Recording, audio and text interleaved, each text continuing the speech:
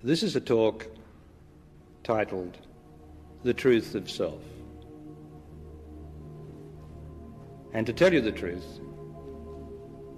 I have to first make an important announcement. This announcement,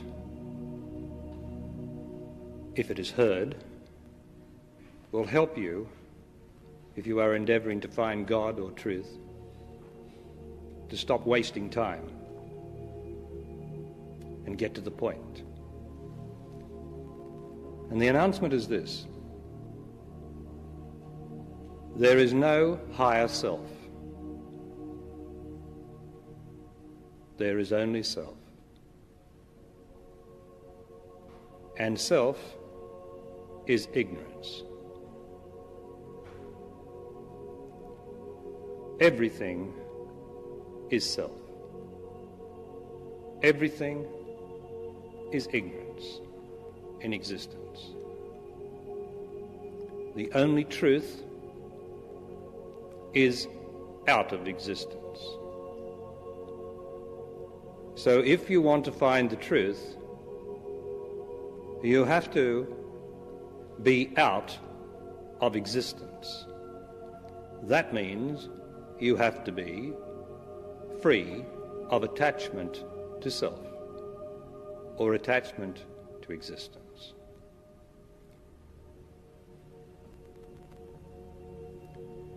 If you identify or are attached to your home, your bank account, your mother and father, your children, your partner, or anything as familiar as that, let alone so many other things, if you are attached to that, then you are going to suffer because you are attached to self. If you are attached to your body, you also will suffer because you will be attached to self, and all self dies or disappears. So you will suffer again. To attach yourself to self means suffering. As everybody in this world seems to suffer, I'm talking about psychological and mental suffering, then everybody obviously is attached to self. Whenever you cry, you are attached to self. Whenever you complain or blame, you are attached to self. If you are guilty or feel guilty, you are attached to self. You are selfish. Selfish? We better have a look at this, hadn't we? There's another word or expression called self-centered. And then there's another expression, the one I just used, called selfish. What's the difference? You know, it is said that there's no two words the same in the English language. So self-centered can't mean selfish, can it? Let's define selfish to be selfish first, so that you can look into your own life and see if you are selfish. To be selfish is to expect anything of another. How about that? Do you expect anything of someone else? We don't like this, do we? It's a bit close to the bone, isn't it? Well, I told you everything was self in existence. To be selfish is to be guilty. To be selfish is to be resentful, angry. To be selfish is to be unhappy. If I am moody at any time, I am selfish. Am I going to leave you anything? I don't think so. But I am going to leave you something that's out of existence, and I'm going to show it to you. I always demonstrate what I say to my beloved man and woman.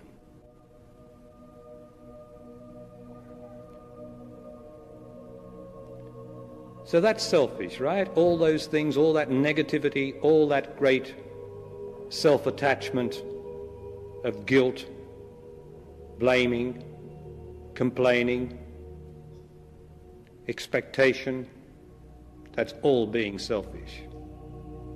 Now let's have a look at what's self-centered.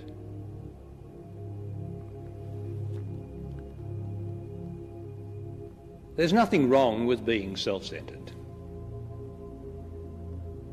As this is a world of self, there has to be some virtue in it, doesn't there?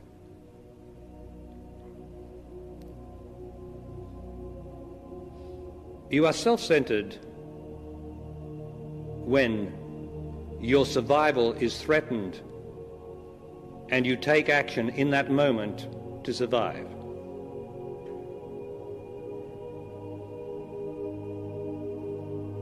I don't think today your survival was very much in question, do you? No. Because self has built a wall around your life and called it civilization. And civilization is selfish. It is not self-centered.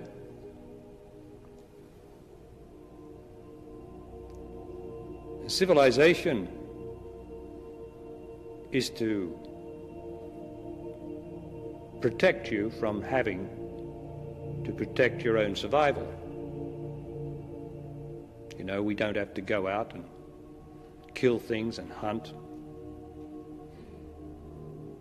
We've cut all that off, haven't we? So what we've done by making selfish civilization is we've cut ourselves off from the life that we all somehow yearn to get back to, but of course you can't go back. That's not the reality. But by doing that, we've said to ourselves, well, we don't have to fight for survival anymore. So what will we fight for? You know, there's 24 hours in a day. We all like to be busy. So what are we going to do for 24 hours of the day? What do we fight for? So what we came up with is, well, we'll fight to defend our emotions. We won't fight to defend our bodies, because that's not really necessary.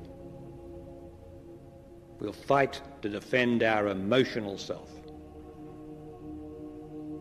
We will live for our emotional self. We will no longer live for our beautiful body, which is the center of right self-centeredness, isn't it? Because it's the body that gets threatened with being killed, isn't it? By a lion or a tiger or by a drought. And it's right to endeavor to survive as your body. My acceptable self is my body. Well, it's a world of self, and this is what I call myself, and this is the only acceptable self is my body. Now, let's have a look at this selfish self that forgets about my body and then fights for its survival, this selfish self. Fights for the right to be unhappy. Did you ever hear of anything more ridiculous in your life? You wouldn't believe it if someone came from another planet and said what I just said then, that this is how things are on our planet. Everybody's unhappy. Not all the time, because that'd be all right, wouldn't it? If you were unhappy every moment, you wouldn't know you were unhappy. It's when you're unhappy today and happy tomorrow, isn't it? That's the agony. So, it is selfish to be attached to things outside of you. I'm not saying it's selfish to love the things outside of you, but it's selfish to be attached to them. Why? Because if they die, you're going to be unhappy if you're attached to them. And you'll feel an awful wrench and vacuum. And although your body will be performing beautifully, as it always does, heart beating, breath in and out, right?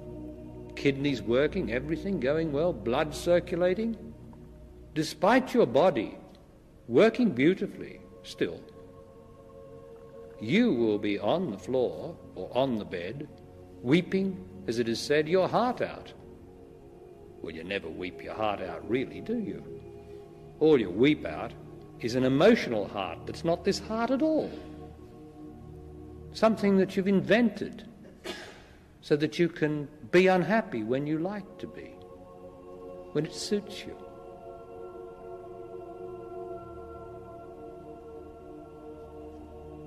So it is selfish to attach yourself to anything. The body doesn't need anybody, does it? Oh, there's plenty of bodies to come and talk to. You won't run out of bodies. Plenty of companions around if you are open to life. The body doesn't need anybody in particular. Don't worry, somebody will come along to love. And the body will embrace it and love it if it is the opposite sex, and enjoy it and be fulfilled by it and more healthy because of it. For every body, yes, your body on that chair needs love, and that's natural. That's self-centered, just like the animals in their right self-centeredness fight for a mate, fight to the death sometimes. Well, that's for the survival of the species. But they don't fight for the things we fight for, do they? For money and oil, power, prestige, position. All that's the fight for self.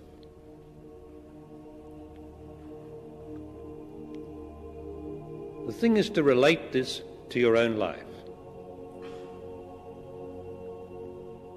How can you give up the attachment to self which makes you always suffer? If you have any unhappiness in you now, it's because you're attached to something. What is it? What's not going the way you'd like it to? If something's not going the way you'd like it to, and you haven't done anything about correcting it, then you are selfish.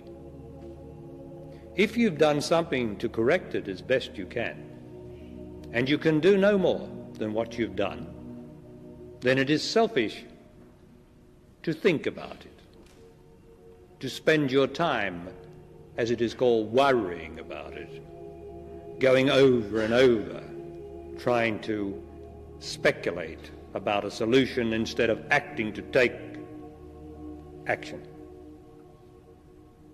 You are being selfish, so you must suffer. Then you say, I wish I could stop this worry. I don't want to worry. Well, I'm sorry. If you start thinking about things in the good times, when the bad times come and things don't go as you want to, then your selfishness will agonize you with worry. I trust you're looking at your life.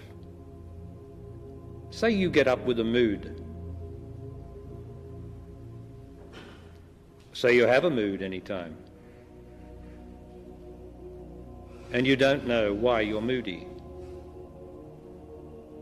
Because many people can't say why they're moody. They just say, well, I've got the pip, I'm a bit down today. And that's quite acceptable, apparently, to everyone.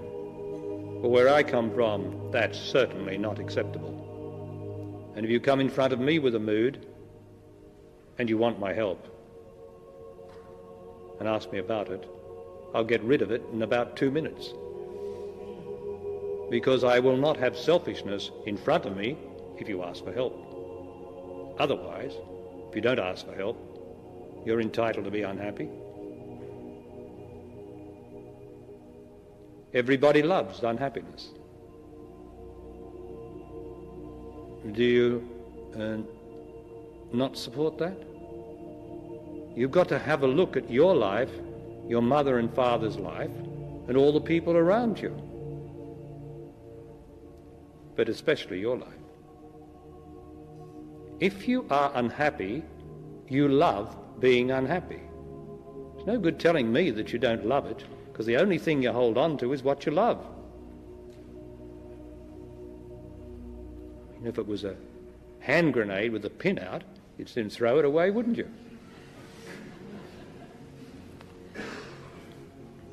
Why is this? What is this perversity that we all overlook as though it didn't exist? It's because it is the selfishness runs this world and this civilization. It is an alien possession of the human race. It has possessed us. These beautiful bodies, made by God or life, delivered fresh and new in a beautiful package, right?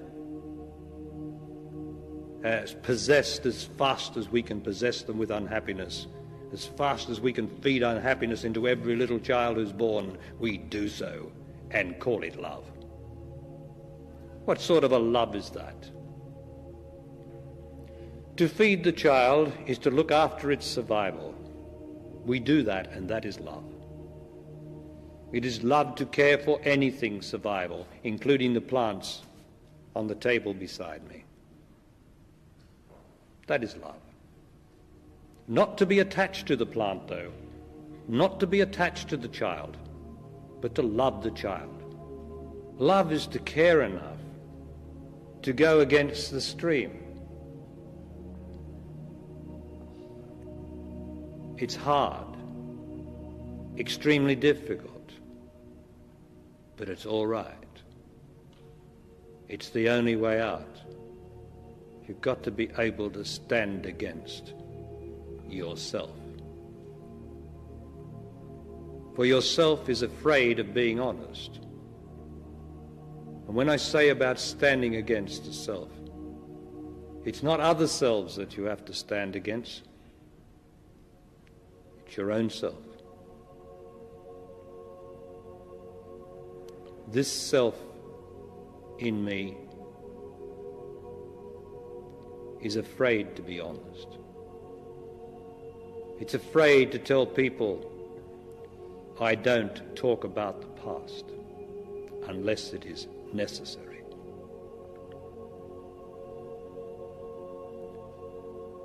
This self says, if I say that, I won't have any friends. So this self is attached to friendship. Because everybody talks about the past, no one will talk to me. Well, that's a silly thing to say, isn't it? Because who wants to talk to anyone who talks about the past? But that's the sort of thing you've got to do about going against the stream.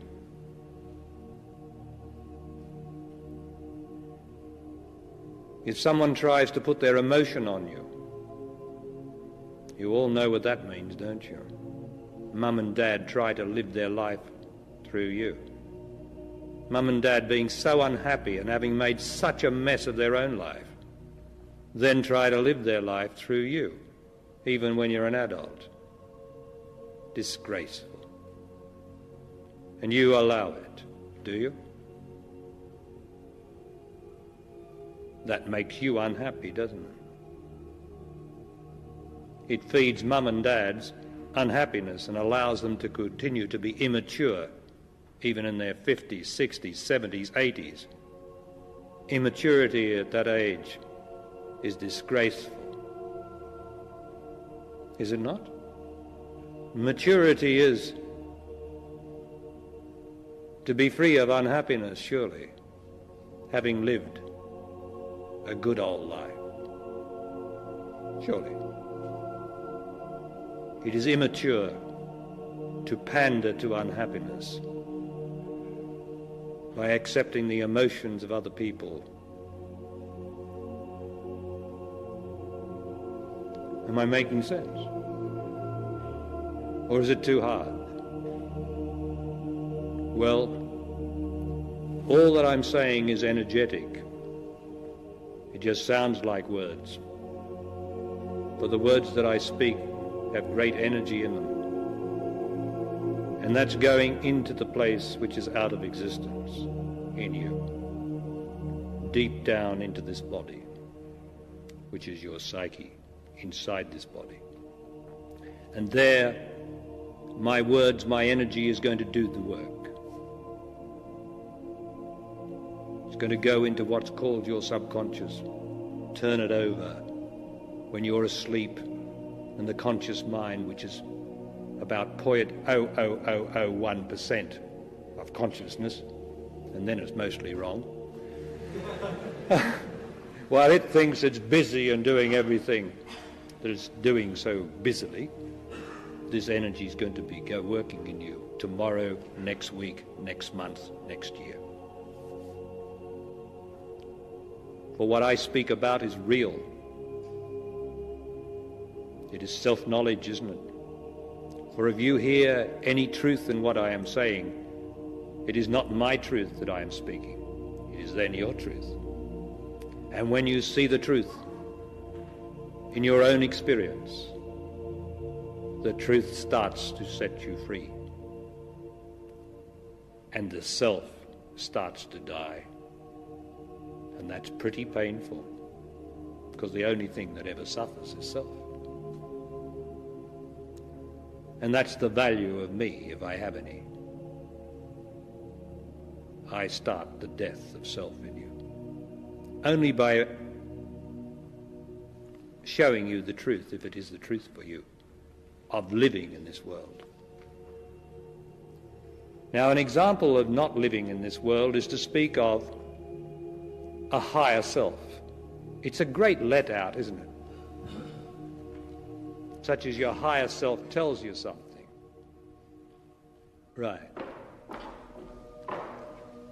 May I ask one question? Why Oh, that's all right.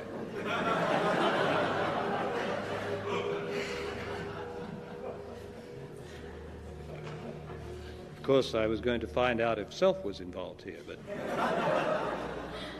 if the beautiful body has to do its works, what's wrong with that? You see, the body is beautiful. When you're in your body, right, you smile. All is well when I am in my body, when I am here in my body now. If I creep up into my head and start to live up here, it won't be long before I won't have a body. And I mean that, because the head, when you live in your head, you have no body. And when you live in your head, you start to worry, be very, very concerned and anxious. Who wouldn't be? You haven't got a body. But when you get down and you get down into your beautiful body, your own reality, it's good. You take your chances, but it's all right. I'd like us to go in and see what's inside this body, if we may. so that we can find what I mentioned about being out of existence. Please come in. So we're going to go into this body and find what it's like to be out of existence. We're not going to find any higher self. We'll leave that to the Theosophists and the Indian masters and all those things that talk of such things. Because the higher self only misleads us. It's this ignorance that speaks to us and claims to be the higher self. Let us go in where the reality is. So I ask you, please, first of all, to breathe out this moment. Breathe out. Straight out. Don't wait and think about it. And then you've got to breathe in. So breathe in. Take 2 or 3 nice deep breaths into the diaphragm or the belly, which is an indication that the diaphragm is being used. Ah, lovely, right? That gets the body, fills the body with what it's supposed to be filled with. Good air, right? Settles the emotional body, which is inside this body, down. So let's go in and close the eyes, go inside into my beautiful body, and perceive if there is any good in my body. Now, of course, you wouldn't know you had a body unless you use your imagination, but you put your attention down inside the blackness there, and you just feel or see if it's good in here. Is there anything good inside the darkness here, inside my body? To help you, I will say that inside every body, including yours, is the feeling of well-being. It is a very subtle feeling. It's there all the time, and it only disappears because instead of looking for nothing in there, if ever we go in there, we start looking for something. And the feeling of well-being is pretty close to nothing. But it's there, isn't it? That's how the animals are so contented. That's how the baby lies in its pram looking at the ceiling, gurgling away there because it is in touch with its well-being. That's how you're reborn, born again. Not like the Christians, but here this moment. Be in touch with your well-being as the baby is when it lies in its cot. Can you do it? For when you do that, that is out of existence. Well, there's nothing in there, is there? See, nothing. There's no nothing in existence. And my well-being is out of existence.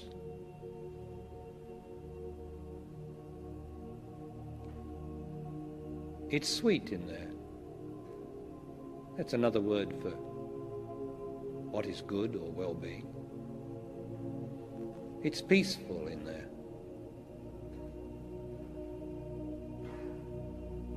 It's silent in there. It's easy in there. And is that not what you call me? Let me introduce you, man and woman of the earth, to me. Not me up here on the stage. That's not me. That's you. Me is in there that you're looking at. Me is the sweetness of life perceived inside my body. That is not self. That is being.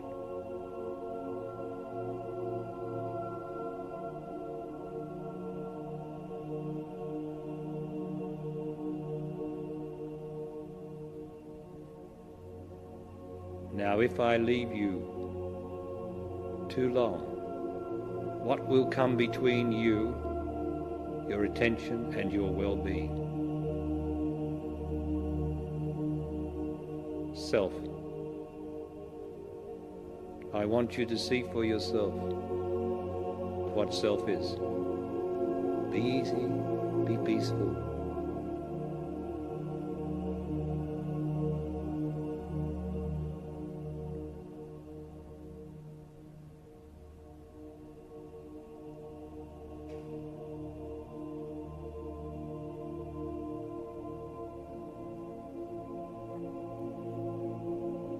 In most cases,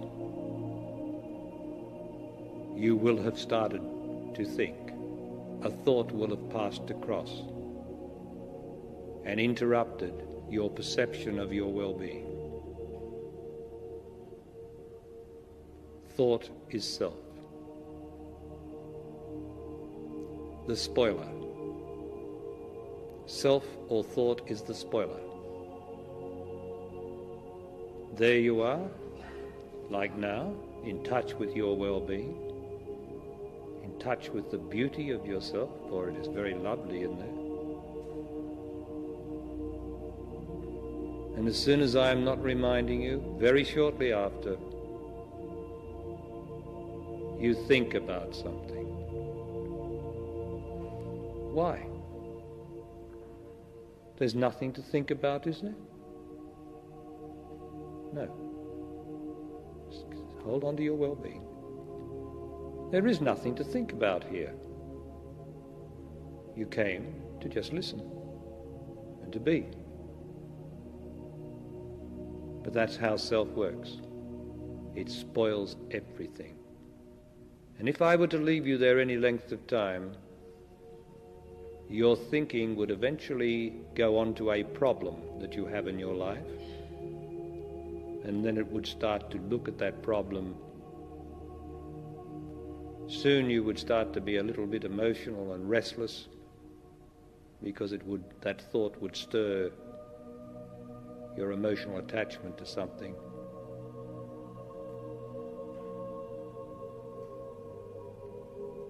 So let's stay with the well-being while you are with me. For when you do it while you are with me, you will find it much easier when you go outside to do it then. In other words, to be true to your non-existence, for every thought comes out of your existence. You can only think about the past. You cannot think about the present. The present is the direct being of that sweetness, that well-being inside your body.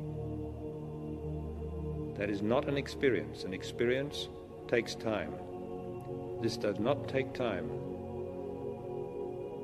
You can't name it. It is just in the blackness, the darkness inside your psyche, which is inside your body.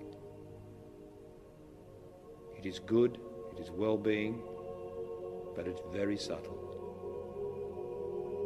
Now I ask you, while you are still holding on to that or perceiving that state inside your body, I ask you, when you are ready, to open your eyes and then enter the visible world of objects, but still hold on to your reality, the well-being, the peace or the good inside, which you call or is called me in that body. That's the reality of your body, your beautiful living body. When the baby is kicking in the pram, it is immediately perceiving, just like you did then, its well-being. But it has not yet acquired the right to be unhappy. That's why it can connect with its own reality and gurgle as it looks sightlessly when it is very young. like we close our eyes to help us look sightlessly inside at that part of our being which never was born, never dies, is always there.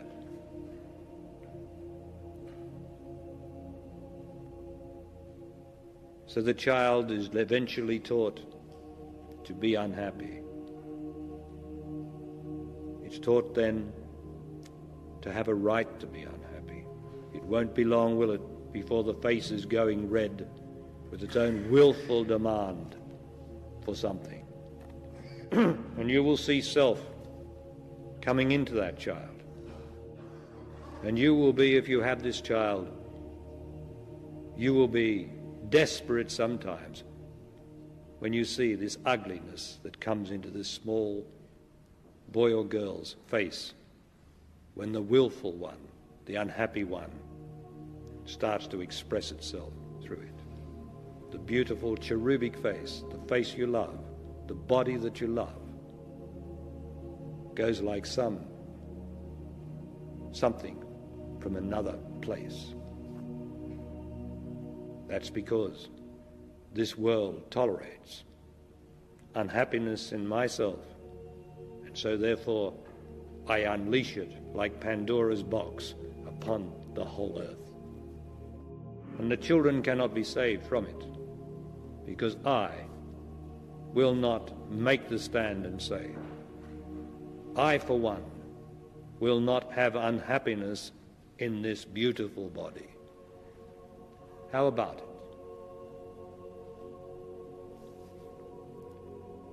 Yes, the man there. Yes, please. May I ask, do you speak from the vantage point of no longer having any part of self attached to self? No, it is myself in the first instance that's speaking here, right? My self-centered self, which is my body, right? This is myself. This is a bit of pure self, though, isn't it? The kneecap, right? The hands, that's pure self. Lovely stuff. From the moment it's born until it dies, it's beautiful, it gets aged, but it's beautiful. That is self. So I certainly speak from the vantage point of self, just as you do. Then you've got to go into me, haven't you, towards me, that where the words or the impulse to speak or project comes from. I trust you're all following, because this is self-knowledge, isn't it? It's you I'm talking about, in other words. Where do you come from when you speak? Do you come from the well-being of me, the sweetness, the emptiedness, the delight of life, the recognition of love, which is all in me? Or do you come from some of the clouds that is between the external world and what I just described, me, which consists of doubts, fears, emotions, resentments, likes and dislikes? Depends where you come from, for that is self. Now, everybody, of course, comes from time to time and quite often from the beauty of me.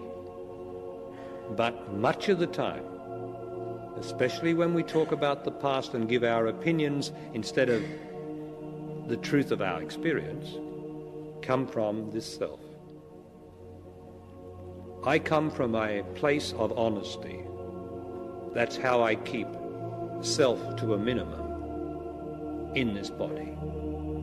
All of us have self in the body.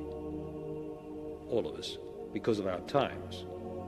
These bodies are 2,000 million years old in principle, or in energy. Everything from the first life on earth is embodied in the product of this body. That's a long time, a lot of past. So therefore, past is self, so there's a great deal of past or self or time in everybody. The thing is, though, not to be attached to the time since you were born. the other time, which is past inside the body, is all right. The only time or past that you are responsible for is that which you have accumulated in your psyche since you were born. And that is measured by unhappiness, mood, opinions instead of facts, truth instead of notions. So I come from a place to protect myself from self, right? From any attachment to self. I endeavor every moment to be true to the situation and honest. I sort of preen myself with honesty and straightforwardness and practicality. You know how the bird has to preen itself, right? To keep its feathers lustrous. So we have to preen ourselves, because self gathers in us every second, hangs on to us because every second becomes past, doesn't it? So we develop a structure around us. And then, unless we break that structure, we'll eventually say, I'm so tired and wearied. I don't know what's wrong with me. Life's lost its zest. Because we don't realize that we have actually got a psychic structure, an egg is formed around us. We haven't shattered it. Every day, every moment. We haven't preened ourselves. Every moment. We haven't been like the phoenix. You've got to be like the phoenix. You've got to die every moment and be reborn again. You've got to destroy this egg that forms around you every second and then be fresh and new, and then destroy it and be fresh and new. In other words, you've got to be present, like now. Then you are living and dying every second. Are you looking in me now? Do it, please. That's what we're here for. It is black or dark in there. It is fathomless. There's no end to the depth of me. And when you still have emotion in you, it's afraid of the dark. It's afraid of looking into me. It starts to shake a bit, because that darkness in there, that blackness, is death. And emotion is afraid of death. But death, you see, the death in me is the life in me. Right. So what's the truth of what I've just said? What's the truth? Well, we're facing the truth of self, aren't we?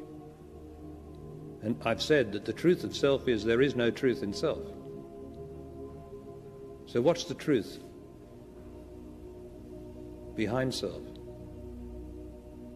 The truth is that there is no death, and nobody's ever been able to show that there is death.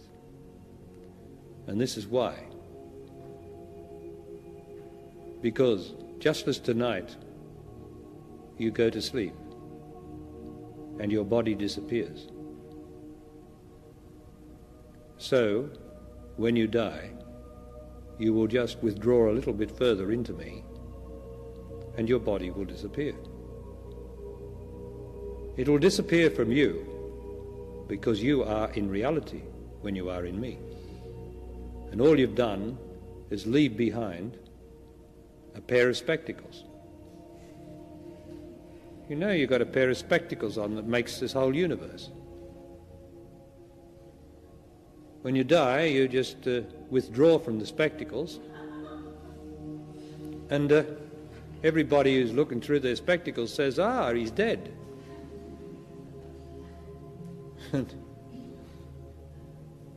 No, his body's dead and it's going to decay because it's only a dream anyway, and all dreams decay, you know, and disappear. This dream only lasts 70 or 80 years, right? You can see this dream of this body getting a bit old. See it again next year, you'll notice it. So it's already starting to decay, the dream of it. But I that am me, not old at all. Have a look, feel it? You're about as old as you were when you were about 5 years old, 3 years old, 20, how old do you want to be?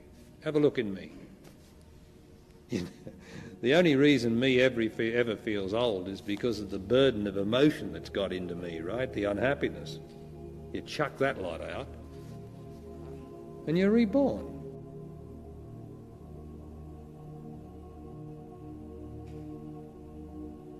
We'll leave it there for tonight. You must be practical, you must be honest, and you must address and be prepared to face the self that makes all the problems, because the self is not honest. It is very painful as you get rid of the world that the self has built around you, the prison that it's built around you, that is compromising with parents and job and partners, because self lives off compromise. And while you compromise, you'll never find the truth and you'll never be free. My next talk, I'm going to talk about self-realization, which is the next stage after discovering that everything is self. Thank you.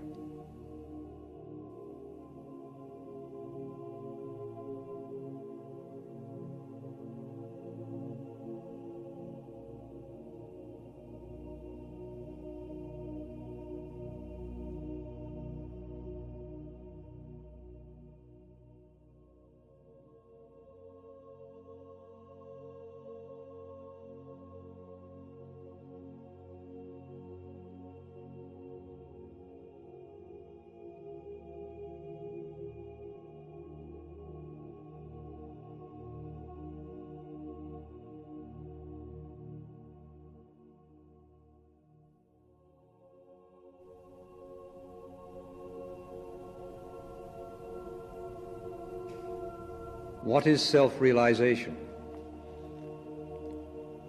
What comes before, during, and after self-realization? Self-realization is a term bandied around in spiritual circles. It's often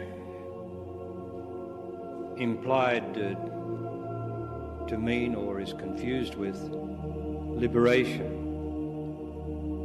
enlightenment. But as far as I have ever seen, in everything I have read or heard, no one has ever yet described what it is. I'm going to describe to you tonight what it is. I want you to see it in the context of your entire life. I want you to listen with your life, which of course is your body. Your body is your life.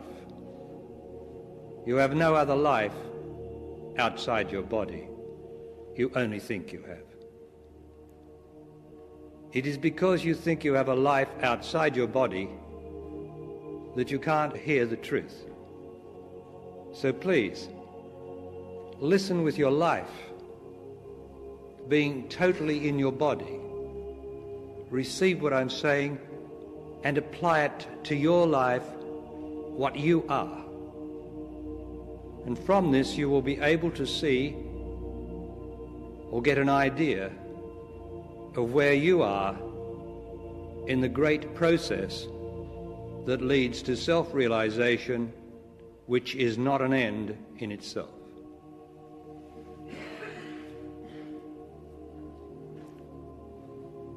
What is self?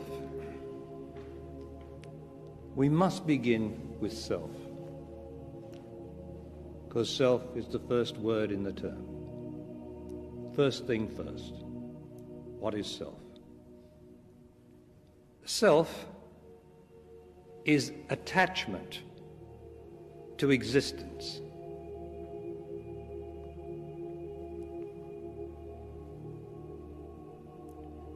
We begin by developing a personality. That is the beginning of self, our personality from when we are a child. Personality is this.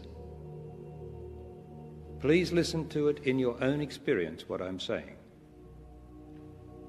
Test if it is the truth in your own experience. For the truth is only the truth when it is the truth in your experience. Personality begins with fragmentation. That is,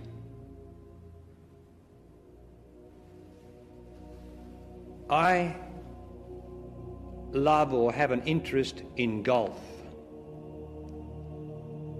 Or if I've arranged to play golf and I love golf and I'm interested in it, and something comes along to have to make me cancel an appointment to play the game, I will feel disturbance inside of me.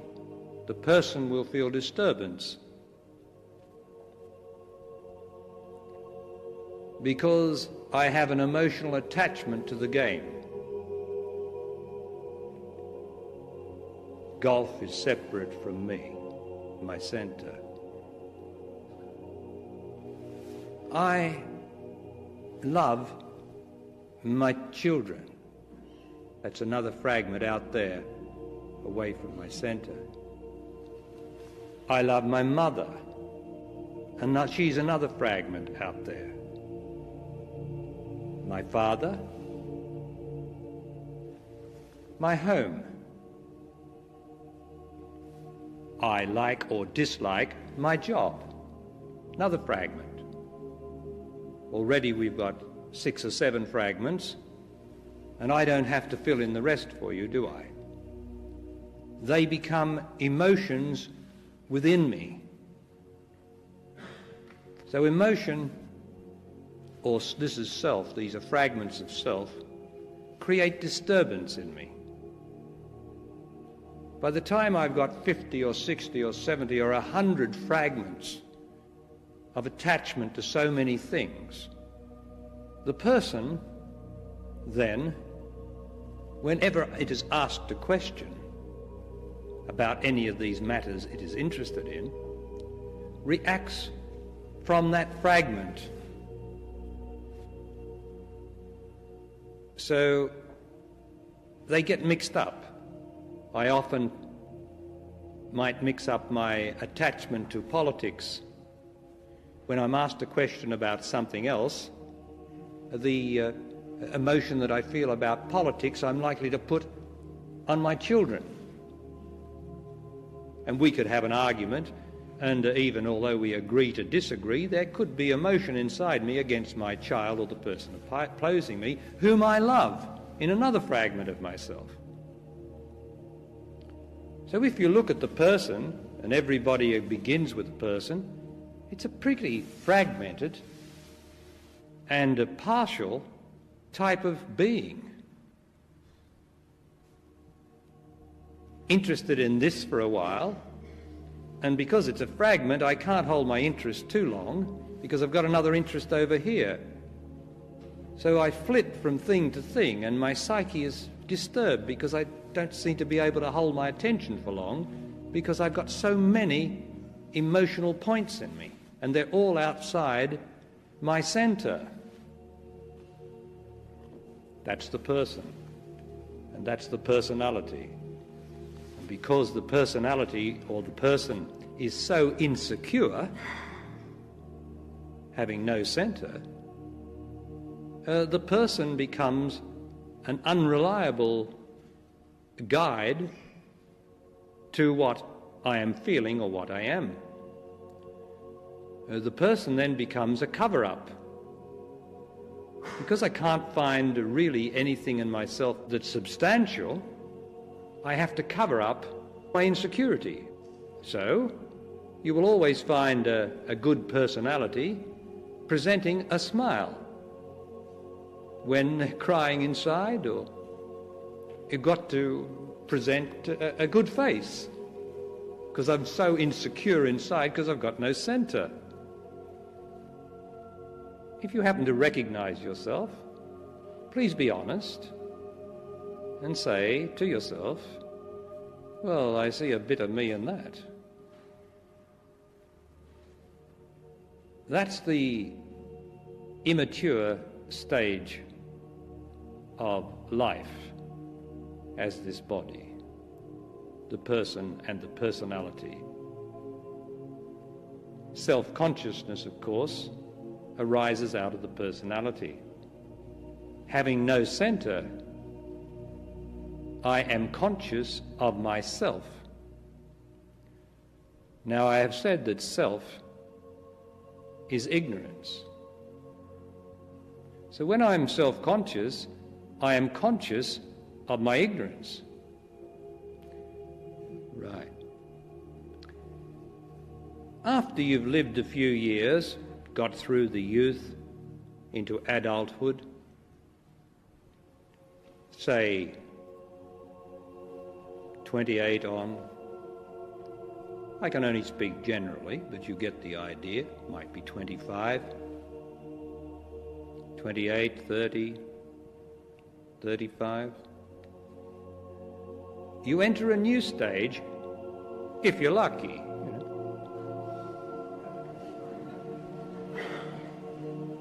This is the stage of individuation.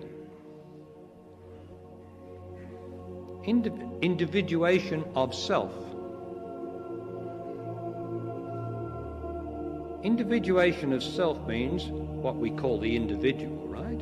Individuation of self is when through experience and through joy and pain, we start to have a profounder perception of life. We know a thing or two.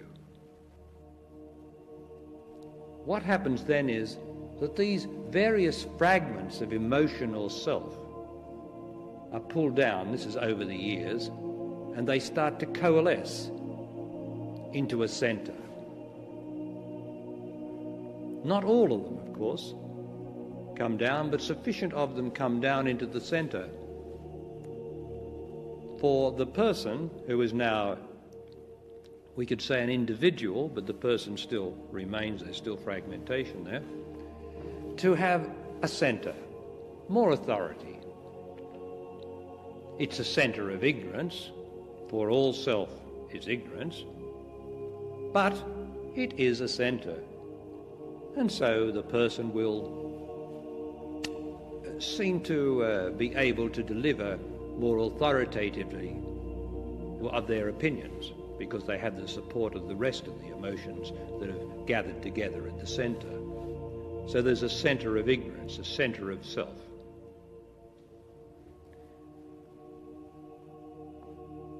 Then you start to express yourself from that centre of ignorance.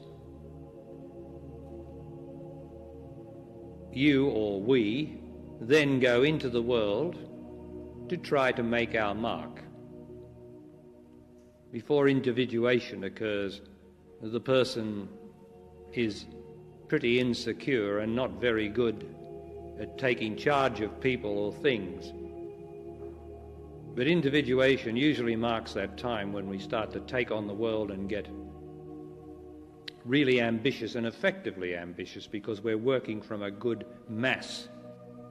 The difficulty is that that mass of authority, being ignorance, is emotional, and it's based mostly on likes and dislikes. For if I like golf, I will be attached to golf. As I say, if someone cancels the appointment, I'm going to feel I want to play. I want to, I like it. I want to. So there's an emotion and attachment to the golf there. And if I love my children, but every person who loves their children also becomes attached to their children. It's not the love that hurts when the child dies. It's the attachment that tears. So these emotions that come together in individuation are still attachments. And an attachment is also what I don't like. Oh, I don't like him or her. That's an attachment. That's an emotion. So in individuation, all the likes and dislikes come together and form a basis or a coalition of self. My life in the West is about self. Yours is too. And of course, underneath this self is life, this body. And this body is beautiful. I'm talking about your body. This body is beautiful. The flesh gets a little older, but that's okay. No, there's some beauty in this body. It's called life. It's not self at all. As a matter of fact, the more greedy my person or individual is, the more it destroys this little body. With emotion and tightness. Where does this come from, I tell you I'm going to do so-and-so, so-and-so. Do you think that's the body talking? Oh, come on. The body doesn't want to do anything like that. It's the self in the dark inside, isn't it? Yes. So when it does that, it corrodes this body inside, gives it its emotions turn to corrosive fluids, tension, worry. And so my little body gets tense. My organs can't operate in harmony because the strain is put on it. So I feel my life is lived in this body as a tension. And then because I am filled with self, which is emotion, because that determines the life of my beautiful little body from within, I start to make my body, listen to this, I start to make my little body, my beautiful brain, worry. Do you think your body's worried? Oh, please. My body sees the beauty of the flowers, like yours. But if I'm tight inside with self, even though it be individuated and not just personal self, it's individuated self, how can I see the flowers if I'm thriving and striving inside to compete and win? I can't see the flowers. There's no profit in it. And say, yeah, sure, they're flowers. Now let's get on with the important business. This is a selfish, violent, greedy civilization or world. Okay, but we've got to be practical. And we've got to be what we are, for this world is what I am. I made this world, I am man, as you are man and woman. I made this world, this society. So what I made, it's my bed, I have to sleep in it. We mustn't have any self-judgment in this. The idea is not to judge it all. The idea is to see it all, just as it is. To know myself. How do I know myself? Well, you know yourself by listening to what I'm saying now. You start to get the broader vision of what life is. There is life and there is living. Self is living. Self is the powerhouse of living. Love is the powerhouse of life. Love, but don't be attached to what you love. Do your work in this society, this world that you've made, but don't be attached to it. Love your children, but don't be attached to them. Why? Because they're going to die. The saving grace of this civilization, this world that we have made, the trick up God's sleeve when he handed us the right to make a world was, I forgot to tell you, man and woman, and you'll forget this anyway, everybody dies. Every self dies. It's justice that there is death. Self always forgets. It forgets what life's about. It's about you and me being killed sooner or later. Is that news to you? Right. So at this stage we're expressing self and we drive into the world. Now there's another process going on. There's a profound process going on after individuation. A process of knowing yourself. You know yourself to be a liar. I trust this is so. You know yourself to be a phony. I trust this is not news to you. You know yourself to be a whiner and a whinger, as they say in Australia. A complainer and a blamer. Well, I don't have to say any more. We all know ourselves, don't we? Well done. I know myself. But we don't like that, do we? We really think we're beautiful. Only because someone else calls us a liar, we hit one of those emotions and we go like this and say, I'm not a liar. And he says, well, I wasn't talking about now, I was talking about yesterday. You know? We're going to lie tomorrow or today or something. We're going to blame something and complain about something. We're going to chop something down which doesn't need to be chopped down. We're going to tread on something that doesn't need to be hurt. Oh, what we are. That's all right. Don't be attached to what I'm saying, will you? Or you'll suffer.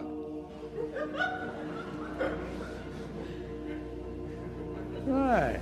Just know yourself.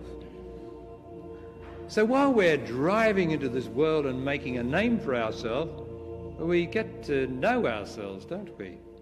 Even though we do it and we cover it up with a bit of personality and, you know, today always goes into yesterday, so it'll be all right. And everybody's doing the same thing, so we all forgive each other. Well, sort of. And it works okay.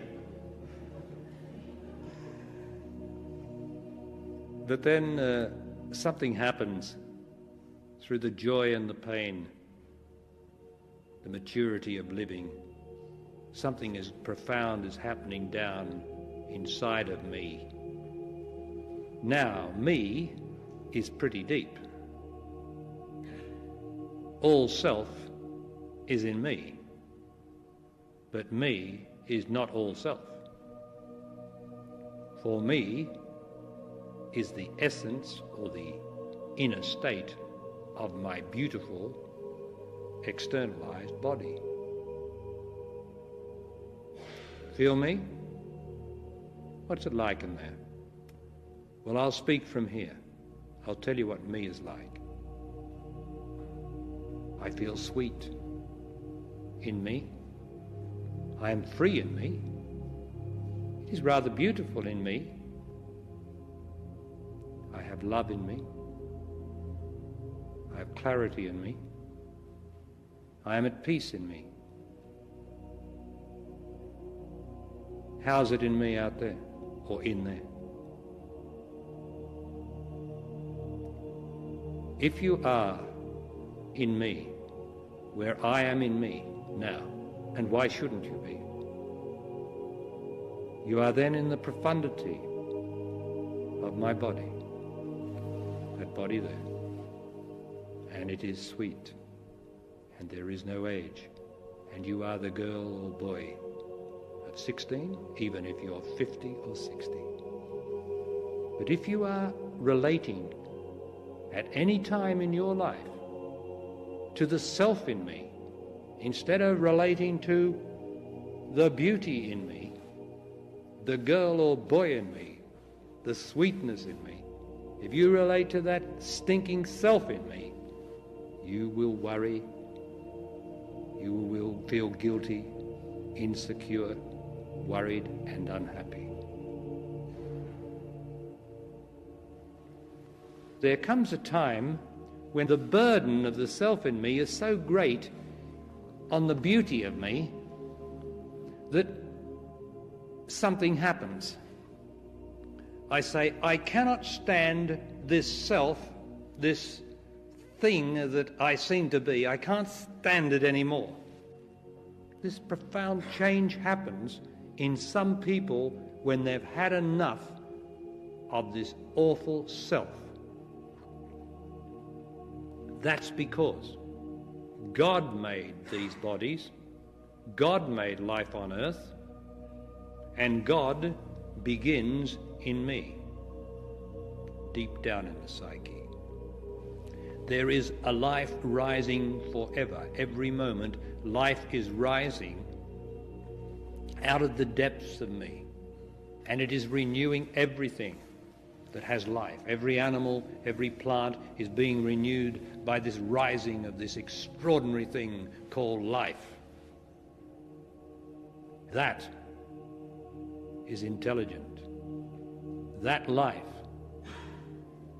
keeps the heart beating, the blood circulating, repairs everything with a miracle every day in this beautiful body, as it repairs this blessed earth every day despite the self's greed and corruption and pollution of it. This beautiful, glorious life that arises out of me and which I can feel this very moment as the sweetness and beauty in me, my body, but not in myself. So this life rising is saying to everybody, have you had enough? Have you suffered enough yet? And then when he loses his 40 companies, or even his little child, he or she says, my God, I'm finished. I've had it. I'm finished. And life is there. For as soon as self is given up, life is there. See? All you got to do is get rid of the rubbish and you find the room is fine. So the man or woman says, God, there is something worthwhile. Instead of driving out, there becomes a little turn or a large turn within. And instead of looking only without, doing it my way, this is what I want, instead of that, there's a little bit of the perception goes inward, down towards me, towards the sweetness, where the life is rising, the stream of life is coming up, and I cannot help but turn towards the source of life. And between that turning and me, the source of life, is this self.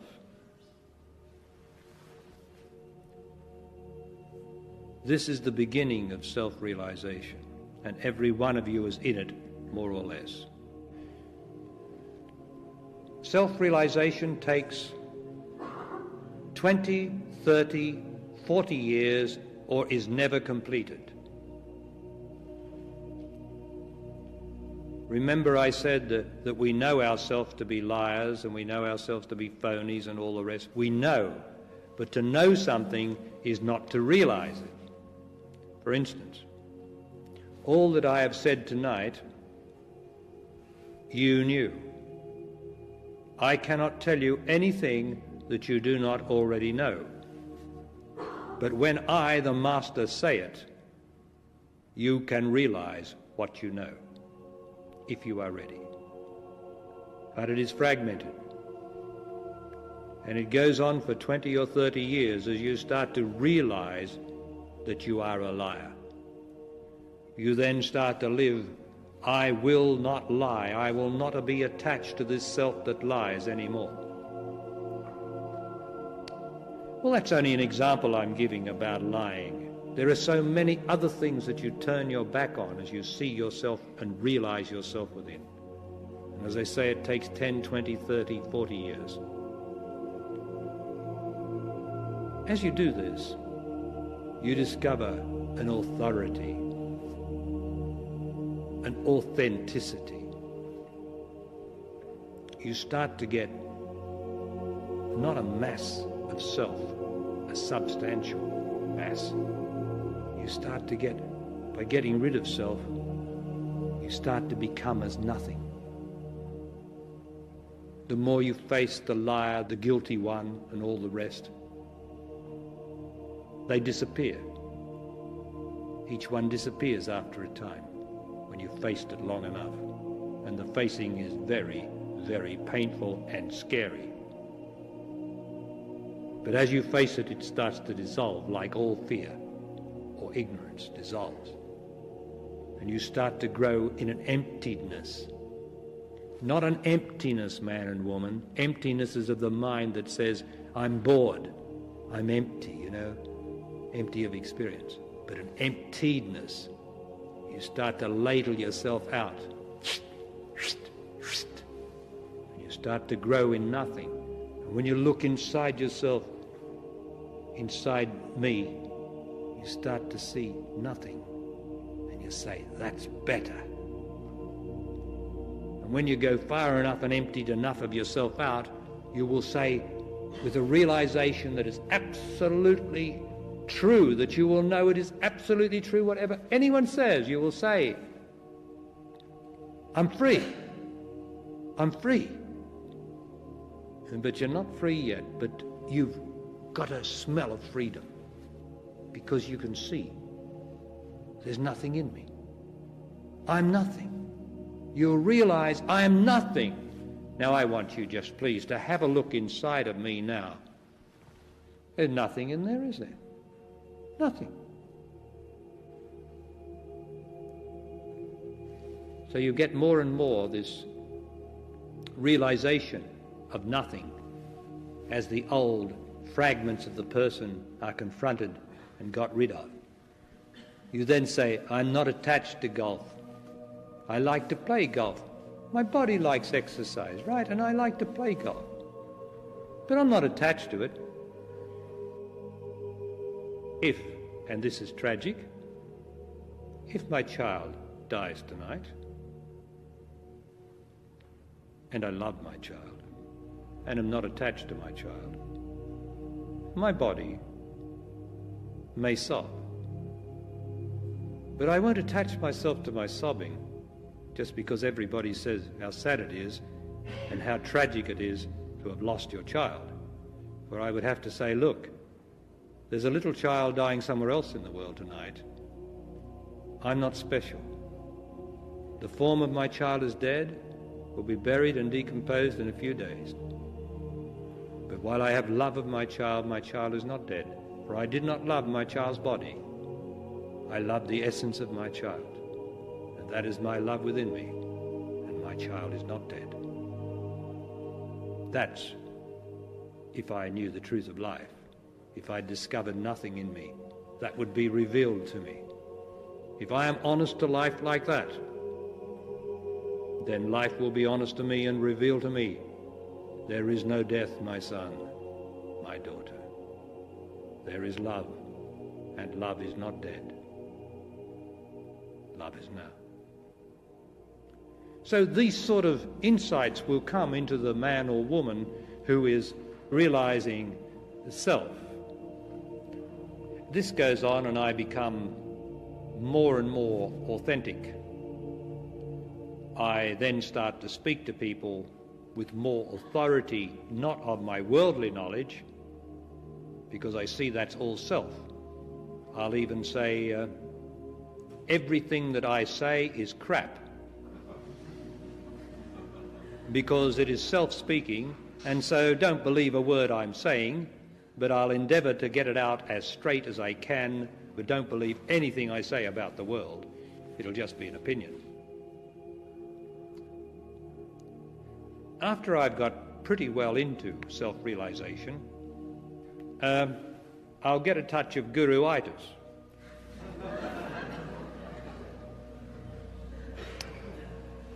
Of course, to be free of self is to be guru.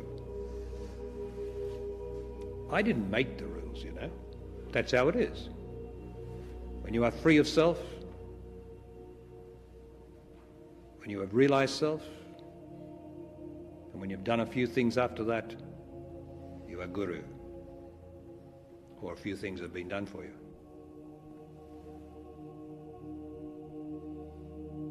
So by this time you've got a touch of guru-itis, and everyone's a bit afraid to come near you. Because as soon as they come near you, any self, it won't be long before you'll be pointing out to them what the self is in them.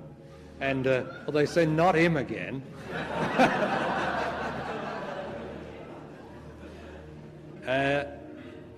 I'll become quite intolerant, as a matter of fact, at this stage. I'll become even forceful with the self that remains of me that I haven't seen. When I sit in a room, there'll be a sort of bristling coming out of me. Nobody's really comfortable because, you see, all this is done psychically. There's no communication out here. It's all done by psychic emanations.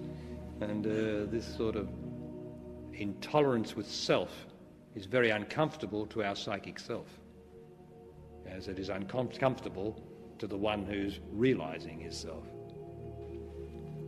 Now, we could be 10, 15, 20 years in by now. He starts to become intolerant with the world. He's not only intolerant with himself and the people. He sees that people are stupid and because they won't get rid of their self. He then starts to see the whole of existence, the whole world as self, as ignorance. He sees business, everything as ignorance, because really, you see, the whole world is himself, isn't it? I made this world. It's myself. I suddenly lift my face up and I see the whole world out here, and I say, my God, this is myself too.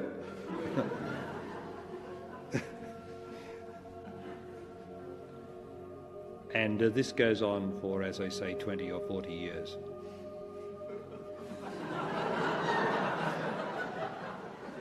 However, there is a process in the latter years where I start to become a bit more mellow as I throw all this out of what I'm doing is detaching myself from it. But I get attached to my detachment from it. See?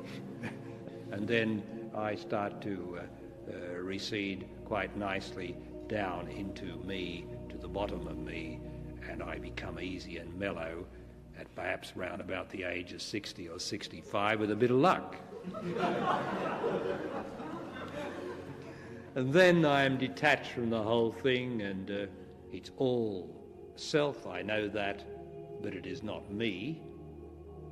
I made this self, I am responsible for the whole thing, but it is not me. Then I am free. I then start to be. Self-realization is to live detachment from all concern about the world or what is happening in it. It is to detach from all guilt, all resentment, likes, dislikes, to detach from everything that is the world. Now, I only said to detach from it. I didn't say that anything disappeared. The world remains precisely as it is, except it is seen to be a disharmonious harmony. It is seen in its whole that everything is right. It is not seen that everything is good. It is seen that everything is right. And you know that life or God is still, believe it or not, in charge. You then begin the process of detachment from detachment. this is not realized and has never been explained on this earth. For you are hearing tonight the most complete description of self-realization and being that has yet been recorded. For I am being. Being is a very long process of detachment from detachment. It cannot be described. I cannot go any further in words to describe this state to you, except that all my knowledge, my infinite knowledge of life and love and truth and God and death, comes out of me or comes from my being. For even me disappears, because me is being. Right. You will share in my being by just staying with me. And when you stay with me in this stillness, this silence inside of me, you are in touch and facing your reality. For it is my power, if you are ready, to put you in touch with me inside of you, the stillness that is your reality. Now I was going to talk about woman, about self. Man is the principle on earth with something to do, according to my definition. Woman has nothing to do but to be loved and to be loved. Once woman is loved, she doesn't want to do anything else, it just follows. She will do what she does.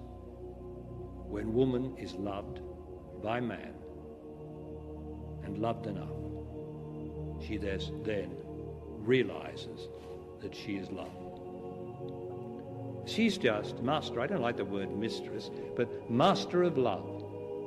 Very still, passive, sweet, beautiful.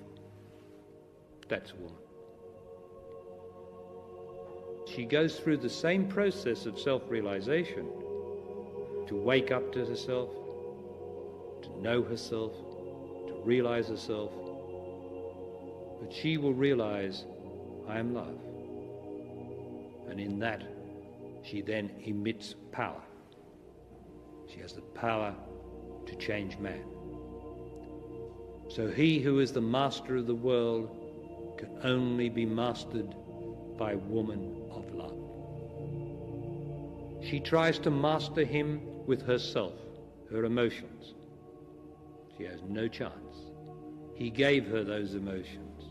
Every woman's emotion was put into her by man and his lack of love for her.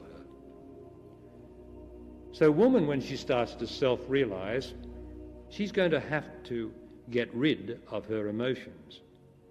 And she has to stop new emotions being put into her by man. Her job is to just be love. Man, as I say, his realization is more intellectual than woman. Man realizes the truth that I've described to you tonight, and then invariably has to give it to the people. For where I am, for instance, I am serving myself. Only myself has now been manifested outside of me as the people. The people are myself. I serve the emotions and the ignorance in the people. I endeavor to face that and take that out of their bodies, just as I took it out of my own here, my own psyche. So I serve myself in my being. Okay. Yes, a man at the back. As an ordinary man, are you enlightened in the same way that the Buddha meant the word? As an ordinary man, are you enlightened as the Buddha meant? I don't know that the Buddha was enlightened. I am Buddhi, if that's any answer to you. What does that word mean? Well, there's no Buddha. Buddha has no meaning whatever, because Buddha is historical, and there is no truth in history or in the past. I am Buddhi. I am intelligence. I am pure intelligence. I am consciousness. I am now. I am this moment, this instant. That is Buddhi. Moving so fast that I do not hold any moment inside of me. Is there any further stage of maturity that you can go? There are masters, as you all know, who keep changing their names regularly. I won't say every 5 minutes, but every few years. And the reason that they do this is because the consciousness moves so fast, and there is no end to the consciousness, that they reach a certain stage and they say, well, this is it, and my name is Bhagwan, I am God. But there's no end, and no man is God. He only realizes he is God, but then he can only be an ordinary man after the realization. To be ordinary is to be as nothing. So then a few years later he might call himself Bhagwan something else, you know, because his consciousness has suddenly reached a climacteric, again because there is no end to consciousness and what it reveals, in which he says, no, that's not the end of it, I'm this. This is it. I am it. And then darn it, if he doesn't realize something else. You've got to have a new name. The truth is there is no end to my consciousness, and it is the divine consciousness which is in everyone and everything. It is it. That's all. And no one can claim it. No one can comment on it really. It is just being, and even that's a limitation of it. So we've reached the end of the evening. I trust that I have opened up the vision of life a little wider for you. So in dealing with self and in getting your life right, it does take time in the external circumstances. But in the inner state, it doesn't take time, does it? You can go into me, be out of existence within, while externally you are in existence. And that's why the man said, I am in the world, but I am not of it. In that place inside of me, all is one. And that will be revealed to you the more you go into me, that there is only one, and it is me, and in me is everything. So thank you for being with me, for you see, eventually you have to serve yourself. I am serving myself. You are myself. So I serve you. In that way, I free myself of self every moment. Thank you. Good night.